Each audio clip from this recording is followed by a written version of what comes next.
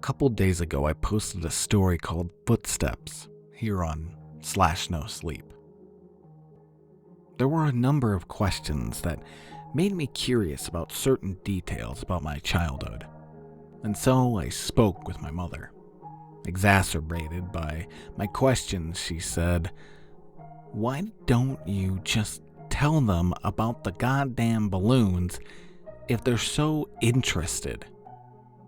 As soon as she said that, I remembered so much about my childhood that I had forgotten. This story will provide some greater context for the previous story, which I think you should read first.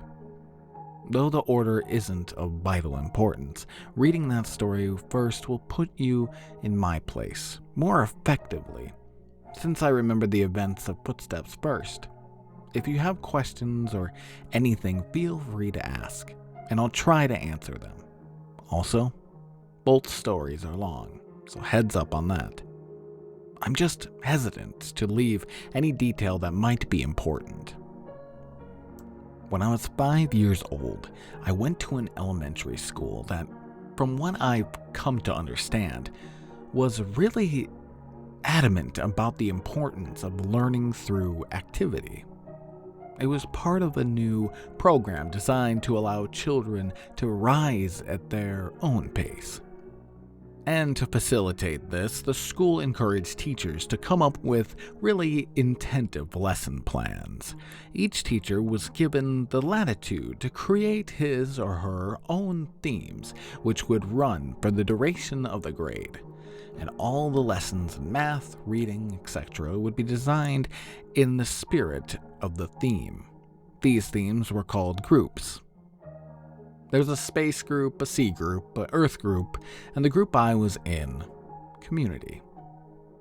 In kindergarten, in this country, you don't learn much except how to tie your shoes, and how to share. So most of it isn't very memorable. I only remember two things very clearly.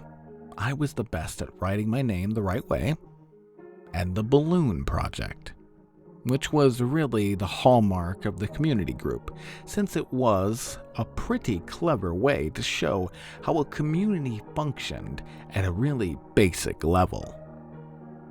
You've probably heard of this activity. On one Friday, I remember it being Friday because I was excited about the project and it being the end of the week.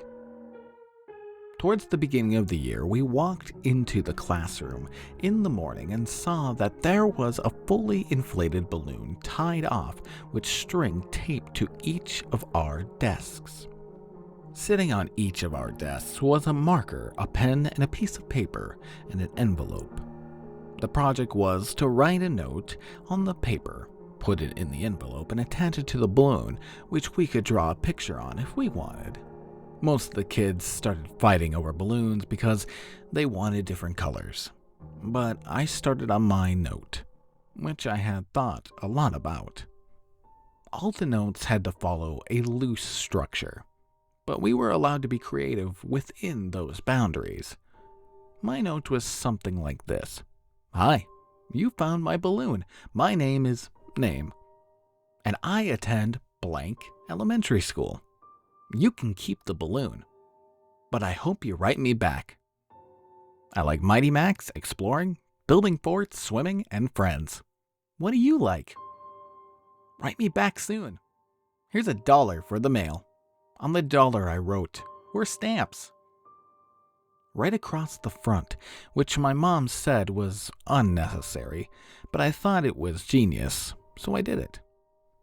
The teacher took a Polaroid of each of us with our balloon and had us put them in an envelope along with our letter. They also included another letter that I assumed explained the nature of the project and sincere appreciation for anyone's participation in writing back and sending photos of their city or neighborhood. That was the whole idea, to build a sense of community without having to leave the school, and to establish safe contact with other people. It seemed like such a fun idea. Over the next few weeks, letters started to roll in. Most came with pictures of different landmarks, and each time a letter would come in, the teacher would pin the picture on the big wall map we had put up showing where the letter had come from and how far the balloon had traveled. It was a really smart idea, because we actually looked forward to coming to school to see if we had gotten our letter. For the duration of the year, we had one day a week where we could write back to our Penpal, or another student's Penpal in case our letter hadn't come in yet. Mine was one of the last to arrive. When I came into the classroom, I looked at my desk and once again didn't see any letter waiting for me. But as I sat down, the teacher approached me and handed me an envelope. I must have looked so excited because as I was about to open it, she put her hand on mine to stop me and said, "Please, don't be upset." I didn't understand what she meant. Why would I be upset now that my letter had come? Initially, I was mystified that she would even know what was in the envelope. But now I realized that, of course, the teachers had screened the contents to make sure that there was nothing obscene. But all the same, how could I be disappointed when I opened the envelope? I understood. There was no letter. The only thing in the envelope was a Polaroid, but I couldn't really make out what it was. It looked like a patch of desert, but it was too blurry to decipher. It appeared as if the camera had been moved while the picture was being taken. There was no return address, so I couldn't even write back if I wanted to. I was crushed. The school year pressed on, and the letters had stopped coming for nearly all the other students. After all, you can only continue a written correspondence with a kindergartner for so long. Everyone, including myself, had lost interest in the letters almost completely. Then I got another envelope. My excitement was rejuvenated, and I reveled in the fact that I was still getting a letter when most of the other pen pals had abandoned their involvement. It made sense that I received another delivery. There had been nothing but a blurry picture in the first one, so this was probably to make up for that. But again, there was no letter at all, just another picture. This one was more distinguishable, but I still didn't understand it. The photograph was angled way up, catching the top corner of a building, and the rest of the image was distorted by a lens flare from the sun. Because the balloons didn't travel very far, and because they were all launched on the same day, the board became a bit cluttered. And so the policy for the students still exchanging letters became that they could take the photographs home. My best friend Josh had the second highest number of pictures taken home by the end of the year. His pen pal was really cooperative and sent him pictures from all around the neighboring city. Josh took home, I think, 4 pictures. I took home nearly 50. The envelopes were all opened by the teacher, but after a while I stopped even looking at the pictures. However, I saved them in one of my drawers that housed my collection of rocks, baseball cards, comic book cards, Marvel metal cards for those who might remember, and little miniature baseball batting helmets that I'd get out of a vending machine at Winn-Dixie after t-ball games. With the school over, my attention turned to other things. My mom had gotten me a small snow cone machine for Christmas that year, and Josh had really coveted it. So much so that his parents bought him a slightly nicer one for his birthday, which was towards the end of the school year. That summer, we had the idea that we could set up a snow cone stand to make money. We thought we'd make a fortune selling snow cones at $1. Josh lived at a different neighborhood, but We eventually decided that my neighborhood would be better because there was a lot of people who cared for their lawns. The yards in my neighborhood were slightly bigger. We did this for 5 weeks in a row until my mom told us that we had to stop. And I've only recently come to understand why she did that. On the 5th weekend, Josh and I were counting our money. Because we both had a machine, we each had a separate stack of money that we put together into one stack. And then we split it evenly. We had made a total of $16 that day, and as Josh paid out my $5th, a feeling of profound surprise consumed me. The dollar said for stamps. Josh noticed my shock and asked if he had miscounted. I told him about the dollar and he said, That's so cool, man. as I thought about it, I came to agree. The idea of that dollar had made it right back to me after changing so many hands floored me. I rushed inside to tell my mom, but my excitement coupled with her being distracted by a phone call made my story incomprehensible, and she responded simply by saying, "Oh wow, that's neat." Frustrated, I ran back outside and told Josh I had something to show him. Back in my room, I opened the drawer and took out the stack of envelopes and showed him some of the pictures.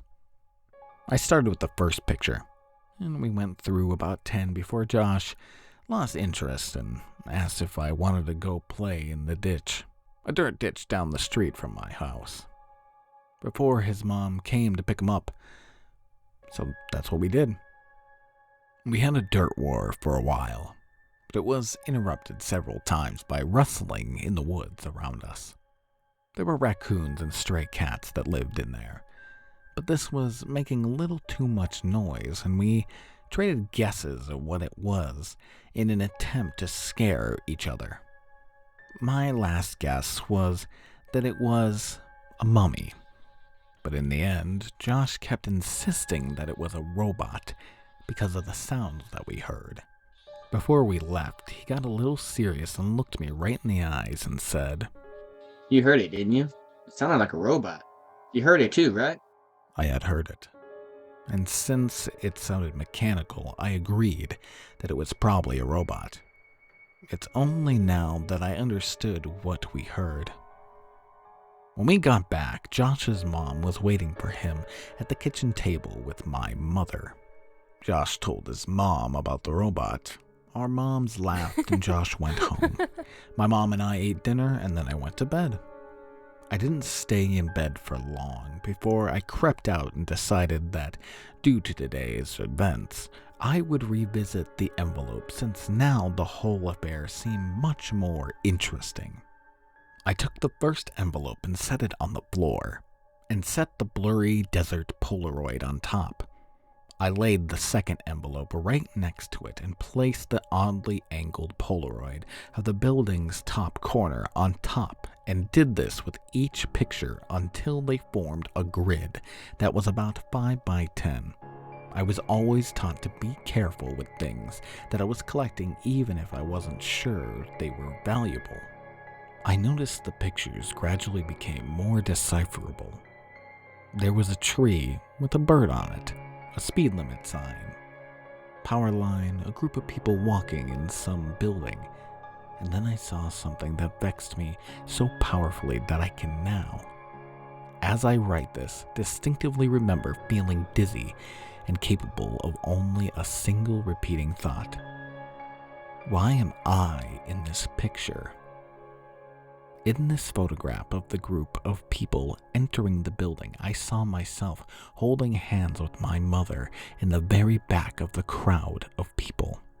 We were at the very edge of the photo, but it was undeniably us. And as my eyes swam over the sea of Polaroids, I became increasingly anxious. It was a really odd feeling. It wasn't fear. It was the feeling you get when you are in trouble. I'm not sure why I was flooded with that feeling, but there I sat, floundering in the distinct sense that I had done something wrong. This feeling only intensified as I looked on at the rest of the photos. After that one that had so powerfully struck me, I was in every photo. None of them were close shots. None of them were only of me. But I was in every single one of them. Off to the side, in the back, bottom of the frame, some of them only had the tiniest part of my face captured at the very edge of the photo. But nevertheless, I was there. I was always there. I didn't know what to do. Your mind works in funny ways as a kid. But there was a large part of me that was afraid of getting in trouble simply for still being up. Since I already had the looming feeling of having done something wrong, I decided that I would wait until tomorrow. The next day, my mother was off work and I spent most of the morning cleaning up around the house. I watched cartoons, I imagine, and waited until I thought it was a good time to show her the Polaroids. When she went out to get the mail, I grabbed a couple of the pictures and I put them on the table in front of me as I sat waiting for her to come back in. When returned, she was already opening the mail and threw some junk mail into the trash can. And I said, "Mom, can you come here for a sec? I have these pictures." "Just give me a minute, honey. I need to mark these on the calendar." After a few minutes or two, she came and stood behind me and asked me what I needed. I could hear her shuffling the mail behind me, but I just looked at the Polaroids and told her about them. As I explained more and pointed to the pictures, her frequent and okays decreased, and she was suddenly completely quiet and only making a little noise with the mail. The next noise I heard from her sounded as if she was trying to catch her breath in a room that had no air left in it. At last, her struggling gasps were conquered, and she simply dropped the remaining mail on the floor and ran to the kitchen to get the phone. "Mom, I'm sorry. I didn't know about these. Don't be mad at me." With the phone pressed to her ear, she was walking and running back and forth and shouting into it. I nervously fiddled with the mail sitting next to the Polaroids. The top envelope had something sticking out of it that I thoughtlessly and anxiously pulled on until it came out. It was another Polaroid. Confused, I thought that somehow one of my Polaroids had slipped into the stack when she threw the mail down. But when I turned it over, I looked at it and I realized that I had not seen this one before. To my dismay, it was me. But this one was a much closer shot. I was surrounded by trees and was smiling. But it wasn't just me. I noticed Josh was there too. This was us from yesterday. I started yelling for my mom, who was still screaming into the phone. I repeatedly yelled for her until she finally responded with, "What?" And I could only think to ask, "Who are you calling?" "I'm talking with the police, honey." "But why? I'm sorry. I didn't mean to do something." She answered me with a response that I never understood until I was forced to revisit these events from the earliest years of my life.